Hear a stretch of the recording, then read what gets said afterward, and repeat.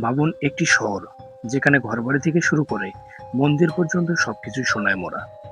রাস্তার ধুলোও নাকি ছিল সোনার। শুনতে রূপকথার মতো লাগলেও এই গল্পের পেছনে ছুটতে গিয়ে হাজার হাজার মানুষ প্রাণ হারিয়েছিল। কেউ ফিরে এসেছিল খালি হাতে, আবার কেউ আর কখনোই ফিরে আসেনি। কিন্তু প্রশ্ন হলো, আসলে কি এমন কোনো সোনার শহর ছিল, নাকি এটি ছিল মানুষের লোভের তৈরি এক কিংবদন্তি? 16শ শতাব্দী, দক্ষিণ আমেরিকায় পৌঁছায় স্প্যানিশ অভিযাত্রীরা। তারা স্থানীয়দের কাছ থেকে একটি অদ্ভুত গল্প শোনে। একজন নতুন রাজাকে সোনার গুঁড়া দিয়ে ডেকে একটি হ্রদে ধর্মীয় আচার পালন করানো হতো। সেখান থেকেই এল ডোরাডো বা দি গোল্ডেন ওয়ান নামে ছড়িয়ে পড়ে। কিন্তু সময়ের সঙ্গে সঙ্গে গল্পটি বদলে যায়।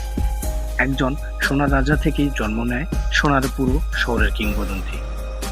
অভিযাত্রীরা জঙ্গল পেরিয়েছে, পাহাড় পেরিয়েছে, নদী পার হয়েছে, ক্ষুধা, রোগ আর যুদ্ধ সবকিছুর মুখোমুখি হয়েছে।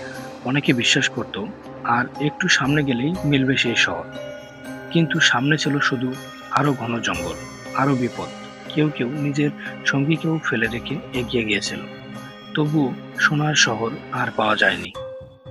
আজ ইতিহাসবিদদের অনেকেই মনে করেন এল ডোরাডো হয়তো কোনো একক শহর ছিল না, বরং এটি একটি ধর্মীয় আচার বা বিভিন্ন গুজবের সমষ্টি, যা সময়ের সঙ্গে অতিরঞ্জিত হয়ে ছড়িয়ে পড়েছিল। তবে দক্ষিণ আমেরিকার বিভিন্ন স্থানে এখনও প্রত্নতান্ত্রিক গবেষণা চলছে। নতুন নতুন আবিষ্কার মাঝে মাঝে আবারও এই কিংবদন্তিকে আলোচনায় ফিরিয়ে আনে।